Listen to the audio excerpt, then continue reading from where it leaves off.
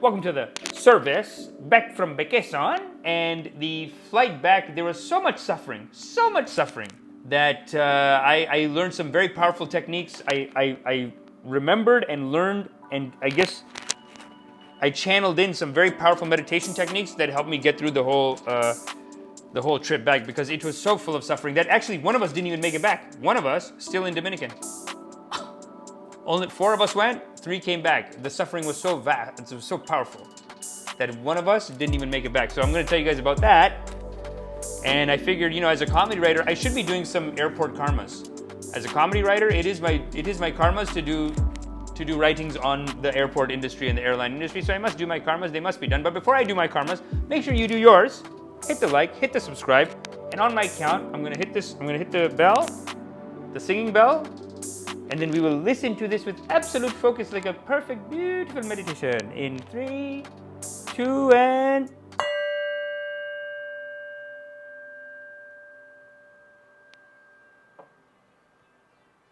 So basically what happened was we go to the Dominican Republic for a week-long vacation, right? It's COVID, so they have this PCR test that we got to do, and it's another $100. Got to pay for a PCR test, 72 hours before you leave. You got to get the test done. That's it. So, okay, fine. We go to this place on the Wednesday. We're leaving on Saturday. We go to the place on Wednesday. We're getting the test done. And while we're there, after we get the test done, we see that on the testing thing, it doesn't have the time of the test. So we're just like, dude, is this going to fly? It doesn't say 72 hours. But there's a whole group of us that went. So we went. So we said, dude, is it going to work? And the guy said, tranquilo, tranquilo. Tranquilo, you are on vacation. You are on vacation. Don't worry. He's like, don't worry. We've done 1,000 of these, and we can do the test today, and you'll get out on Saturday. Don't worry about it. It's 72 hours. It's not a big deal. Whatever. That's what the guy says at the pharmacy. We get it done on Wednesday. It's within 72 hours, but they don't put the time that it's within 72 hours. But everyone tells us it's fine. Everyone gets through. That's the situation. Okay. So then we're at the airport leaving. 3 of us, here's what happens. And this is where I want to teach you guys about something called Bhakti Yoga. This is a very powerful meditation, Hindu meditation, Bhakti Yoga. And what Bhakti Yoga is that when you're going through your life, you have to treat everyone like you are God and they are God, and we are just here doing a collaboration on raising the joy.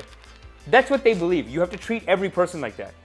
So one of the things that I do when I'm on vacation, and that my 2 nephews did that got through with me, they're always like this. Very friendly, very chatty. When the 3 of us went up to the person, the guy looks at it, and he's just like looking at it, and he's like, oh, did you do it Wednesday or Thursday? And we're like, yeah.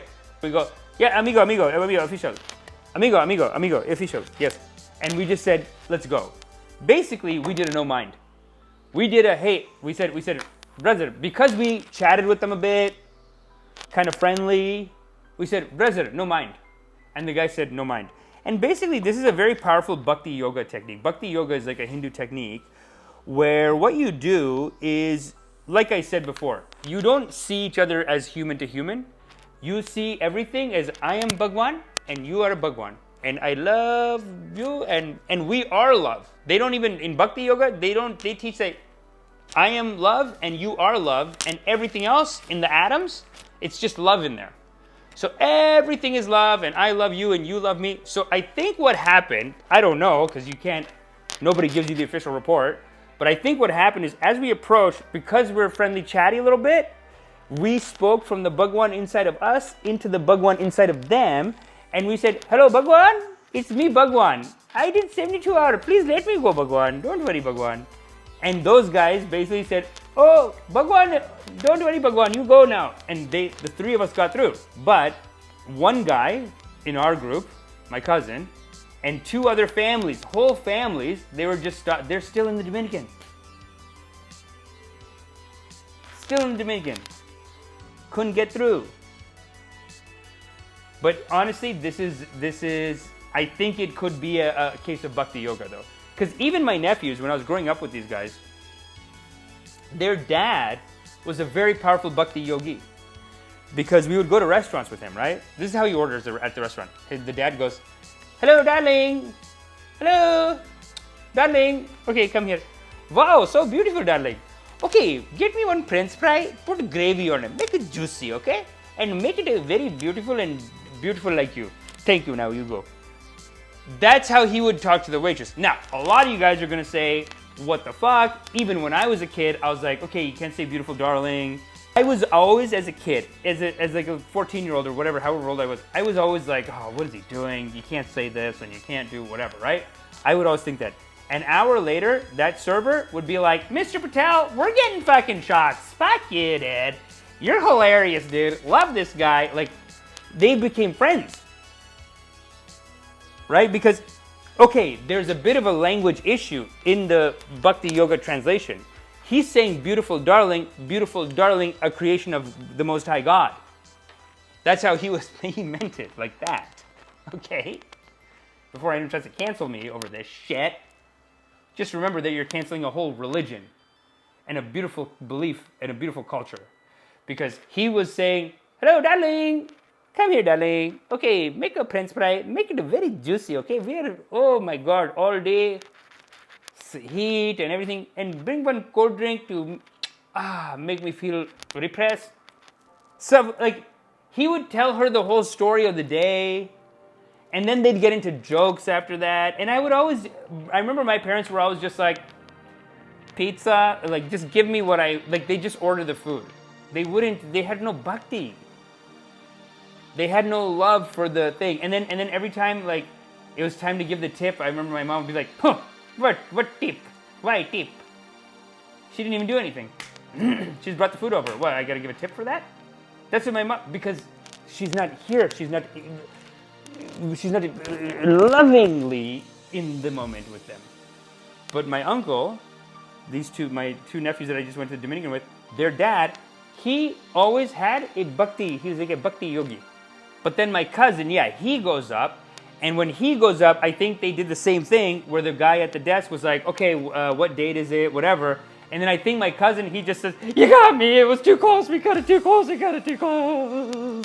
Oh, God. We got it too close. Didn't know we should have got it too close.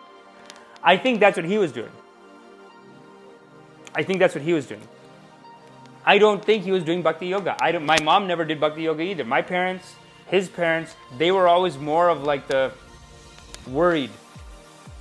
They're worried about like, okay, something's out to get it, we got to be careful. Like that's always their mentality. Whereas with these Bhakti Yogis, you're out and you're saying, oh, Bhagwan, it's me, Bhagwan. Oh, let's have fun. And because your whole mentality of life is to create a win-win collaboration. The meaning of this whole simulation that we're in is that we are all nothing but a Hare Krishna in the Leela. And Hare Krishna is an incarnation of God, is a good name of God. But the Leela, which is this life, is translated as a play. It's just a play. We're just here to hang out, have fun, have a good time.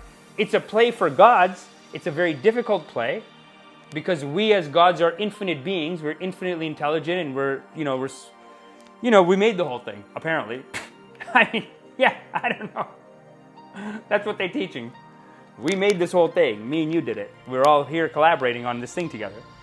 And we made it, and part of the game is just remembering that we are love and we are here to love each other. But the whole game is built to make you think like, nah, what do you think, it's going to be that easy? You better be careful. And so that better be careful instinct, I think, is the reason. I don't know why he's still there, but I think that's what we theorized. And I remember when he told us, we had gotten across a certain point and he was stuck behind a certain point. And we even went back to be like, hey, what's going on? Just let the guy through. Like, what are you doing? Like, should we stay with him? Whatever. And even the guard was like, no, you're already processed. I'm not even going to look at you. But this one, we put the file in and we already said this. So now we cannot let him through no matter what. No. Once we realized that nothing could be done, because we were going to stay. We were like, we'll stay. We'll give you the money. Like, what are we going to do? What can we do? Right? We've done nothing wrong. He's done nothing wrong. Let him through. What the hell's going on? We did the fighting, but once and the plane's going to leave. It's 1 hour. And once we realized there's nothing that can be done, we just said, oh my God, Bhagwan gave you an extended vacation. This is fucking crazy. It's windy as hell out here. sick luck, man. I may also get to see a hurricane. You're like, oh no, dude. I guess you're staying here for an extra week.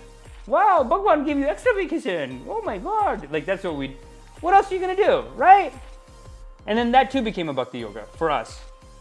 We were like, no, I guess he's not coming. Like we just, I mean, what are you gonna do, right? Get out the Netflix, get out the work that needs to be done, and just fucking schedule it. And your next 3 days, you're doing work here. Do the two, three things that you have to do to get back to Canada. But then beyond that, like just schedule your work and schedule your days. Maybe do a few calls from here. What are you gonna do, right? What are you gonna do? You're just gonna come back and check an email. Check it from over there. This is the power of Bhakti Yoga. Anyway, that's just part one, because once we got to Toronto, then the real trouble started. Okay? We were stuck on the airplane, hours and hours, so much suffering, and I learned some very powerful techniques and some powerful meditations. I'll tell you guys about that next. But in the meantime, hey, share this with your friends, and just put Free Bhavik, and put the link on your Facebook page, and just let the whole world know that he's basically suffering from some kind of a Covo-Fascism. COVID fascism.